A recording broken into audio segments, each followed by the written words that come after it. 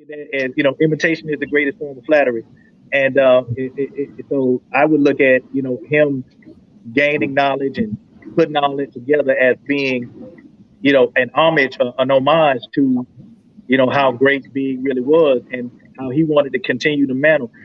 Jay-Z don't sound like Big, No.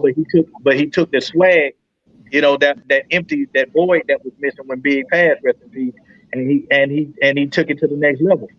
You know what I mean? Like they whole swag, that New York that up top swag, that king of New York, that king of the world mentality. He just took that and he ran with it. Yeah. Powerful, definitely. Tupac. Did you guys know Tupac? Did you meet Tupac? Can you talk a little bit about Tupac Shakur? We met his mother. Okay.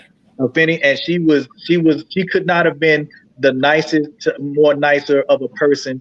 Her spirit was just, her energy and her spirit was just an amazing thing. She made you feel like she was your mama off the rip. Like we met her at the at MTV, and she was a fan of One Twist. She said, "I love you guys. I love your spirit. I love your energy." And you can tell where he got that spirituality from. You could tell like where that energy came from, man. And we met a Finney, man, and she was. When I tell you she lit up the entire room, man, with her energy and just her spirit, you just wanted to be around her, man. And we were better off for it, man. Just meeting her. We didn't necessarily meet Pop because during that time, that's when all that beef was going on, and but it was in our estimation, man. We loved him. We respected him as an artist, and we just felt like there should have been a better way for two black men to figure out how to deal with beef as opposed to it ending up in violence. Now, I'm not saying that they were involved with each other's lives, but the totality of what happened. You know what I mean? And I just felt like we were too great of people for us not to find a solution to this quote unquote East Coast West Coast beef. What was the atmosphere at Bad Boy after Tupac and Biggie were going back and forth, but then when Pac dropped Hit 'Em Up, how did the atmosphere change and you guys account? We was ready for war. We was ready. But Big and Puff was like, yo, we can't do that. We can't do that because that's only gonna lead to more black on black, fighting and infighting, and that right now, man, it's too much division in the world as it is right now. The last thing that we need to do is be beefing with each other, man. So Big and Puff called it off. You know what I mean? It's like, man, listen, he wanted to, trust me, he wanted to retaliate. He wanted to go back and forth, man. But Puff was like, yo, we can't do this, man. That ain't us. It's beneath us. We can't retaliate. All we're gonna do is just exacerbate it and keep it going. And we're trying to end it, man, because we knew where it was gonna head to, man. Like we just knew where it was headed, and we wanted to avoid that as much as we possibly could, man. And unfortunately, we weren't quick enough to make it happen on both ends, because we lost two greats. Yeah, you know what I mean. And because Pac was a great Pac music, I'm a fan of his music. I'm not a fan of Hit 'Em Up, but I was a fan of everything else that he did. And I was a fan of his message. I was a fan that this dude was, his mother was involved in the Black Panther Party and, uplifting of black people and, what the man stood for, a lot of the positive things that he stood for, man, I was a fan of, but it's unfortunate that we couldn't figure out a solution in time. Now, we were talking to Q, like I said, a couple months ago. You had Only You out at the time all this is going on. Everything is popping. Everything is hot.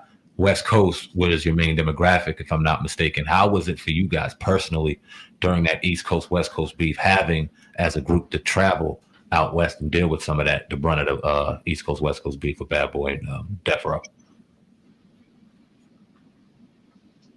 Well, I just felt like that, at the time when 112, when 112 Only You came out or whatever, we just felt like that we were ready. We were ready. We had practice. We did everything we were supposed to do. We put in the work, and it was time for just a change in R&B. On the R&B side, we knew exactly what we were doing when we put the up tempo out, and we could have came out with a ballad, but we just felt like everybody was putting out ballads and everybody was being comfortable So one thing about Bad Boy, we love to transcend everything. We like to change the nature of everything. So I, as far as West Coast music is concerned, man, like we love the attributes of West Coast music.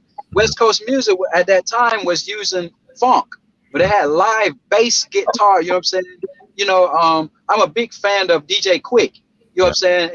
And DJ Quick definitely used live instruments. So on the R&B side, 112, we are a fan of using all instruments. So that's why you heard on the when you heard the remix, that was a bass line. You know what I'm saying? The bass line, Stevie J playing the bass line of Only You, and it really drove in. And it's not a regional record anymore. This is a world record. It would do very well on the West Coast as well on the East Coast, in any continent. You know what I'm saying? And that's what we were in. We didn't really pay attention to like what everybody else was doing. We knew we had a sense of, or what we wanted to do, or what we want to put our fingerprints. You know what I'm saying? In the sand or in music. Def Jam, Bad Boy. Now, it was a point you guys were Bad Boy. What went wrong at Bad Boy that caused you guys to go to Def Jam? If anything went wrong, explain that transition, if you may.